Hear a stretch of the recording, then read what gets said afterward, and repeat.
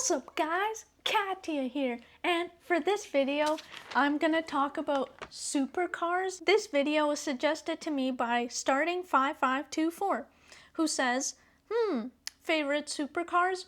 Very good suggestion. I feel like a lot of people can relate to supercars because these are the cars that I think we often dream about owning one day, and they just provide so much enjoyment. When I watch adults test drive these cars and make a video showing themselves driving it, they enjoy them so much. So they're definitely very special cars. First off, I'll say that the R35 GTR is my dream car, but I won't be talking about it very much in this video. I'll note some of the key supercars that I like or I just find super interesting. The first car I'll talk about is the Porsche 911 GT3 RS. And this car is actually a very close competitor to being my dream car, but it doesn't get the title of my dream car because it doesn't have as much functional space, I think, inside of it to store items in. It has a lot less space and it doesn't have back seats like the R35 GTR. It is also significantly more expensive, which makes it a little bit more harder to achieve, and I feel like I actually do want to one day achieve having a dream car. I would call the GT3 RS an ideal car because of just how it looks. It looks like a very complete car.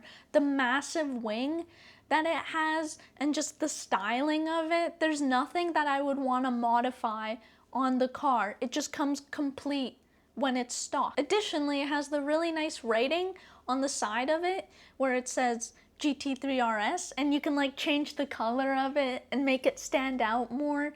It looks so good. And the Porsche headlights look so nice. It looks like a twinkle in their eyes. It's really cool. I sometimes, for fun, love going on the Porsche website and designing my own dream Porsche, simply just to see what I can come up with. And even though I know that I'm not getting this car, it's just so entertaining to just like go through all the options, select what you want, and like see the picture change as you're selecting new things. I really love a lot of Porsche cars in general. The GT3 RS I think is my favorite, but any 911 is pretty cool in my opinion. The next car is the McLaren F1 from 1993 to 1998. This car is crazy. First of all, it's a British car. I'm not super big into British cars, mostly because I just don't have experience with them and I just don't know as much on British cars, but this one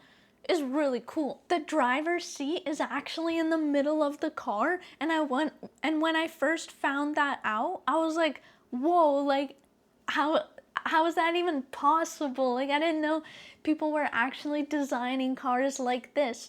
And considering that it was a 90s car, that this has already been done so long ago is crazy to me. I'm like, wow, where have I been that I didn't know that cars like that actually exist? And another funny thing about that car is that it actually has a BMW engine. It has the BMW M70 V12, and a V12 is crazy. And another really cool thing about that car is that if you want it fixed or have it serviced, there's actually a McLaren certified F1 technician that would fly out to you and fix your car basically, which is like crazy. The amount of status you have with that car is just insane. Being an owner must be like amazing. They're probably not very common to see on the streets, if at all. I don't know if people that own these cars drive them still, but if you see one in real life, it must be crazy. The next car is the Ferrari F40. And I think a lot of people can agree with me that this is just a crazy car. It was the first car to break the 200 miles per hour speed barrier as a production car. It has an open gearbox with a crazy long shifter, and open gearboxes are just so cool.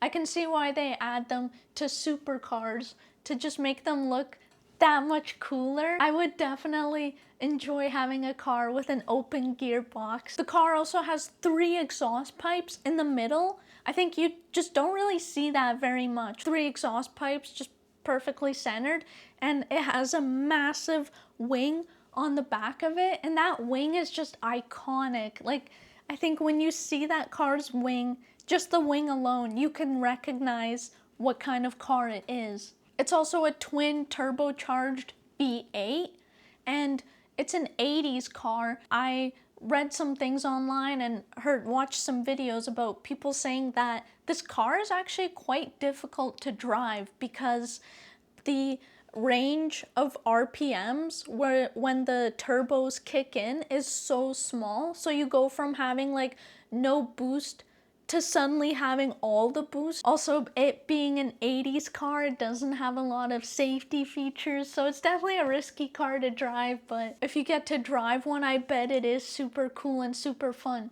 There's also a nice video I watched where a guy test drives an F40 and an F50 on the same track, and it's just such a nice video to watch. You can see the F40 just drifting along the curves of the track, and it's just so cool, and it sounds really good. The F50 I think is actually quite underrated. It never really lived up to what the F40 was, but also a pretty cool car and definitely deserves a mention. The next car is actually gonna be a group of cars. It's Lamborghinis. I don't know if a lot of people can relate with me on this, but I actually don't really like any particular Lamborghini. I think as a whole they're pretty cool, but just the styling of Lamborghinis, how they kind of are very flat in the front, and it's just such a low angle, and then they just kind of, I don't know, like that shape just doesn't really appeal to me. I'm not really sure why, but the rear ends on Lamborghinis are really nice. I love how any rear end looks on a Lamborghini, and some of them have pretty nice wings. They have pretty cool doors. I know some of them, I think it's like the Aventador, the doors just open upwards, and that's crazy. When I feel like when you first learn about cars that the doors open upwards when you're like a kid, it's like, what? And then you just start dreaming about having a car that the doors open upwards one day. I also think that people who buy Lamborghinis may not necessarily be car people. They're just wealthy people who have money, so they just want a nice car, so they go for a Lamborghini. I'm not sure if anyone else thinks the same way. They definitely also have very cool engines. I think it's the Huracan. It has a V10 that's naturally aspirated, and I love the sound of a naturally aspirated V10 engine. And I bet they're a lot of fun to drive too. Never driven one, but of course, if I have the opportunity, it's like, you have to take it.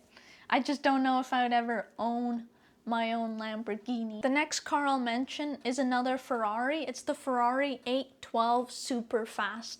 And the reason why I'm mentioning it is because I think it's my favorite newer Ferrari, and it looks pretty cool. I think it actually looks like a better version of the Mark V Supra because they kind of have that same similar styling to it. And it has really nice taillights. They kind of look like the R35 GTR taillights. It has nice exhaust pipes as well, and I really just love the name, like 812 Superfast. So when you buy this car or you get into this car, you know you're definitely going super fast in it. Overall, pretty good vibes from the car, and to me, I think vibes are very important about how I feel on a certain car. Overall, I think my opinion on supercars is that they are very cool looking cars, and a lot of them have very simple interiors. I really love a basic interior that is driver focused and that just looks timeless pretty much. Some of them have very cool features like doors opening upwards, big wings, nice writing, and they're mostly colorful too. They come in a lot of variety of colors, and I think that more cars should have color to just make the road a little bit more interesting. Most cars I think you see on the road are like gray, white, or black, and it's kind of boring, but when you have a supercar, or like you just purchase a car with a cool color, or you paint it a cool color, I think it makes everything a little better. It's also easier to find your car in the parking lot too if you forget where you parked it. The majority of supercars are not very practical though, which is why, again, the R35 seems the most practical to me, and for some reason that's a very big important factor, so that's why it's my dream car as opposed to any of the other ones that I mentioned. There's also a lot more supercars, so if you guys want me to make a part 2, I can definitely, because there's a lot of other cool cars that I haven't covered. And if there's any other car in general that you want me to talk about, let me know in the comments. That's all I have for you guys for this video. And remember, stay chillin'!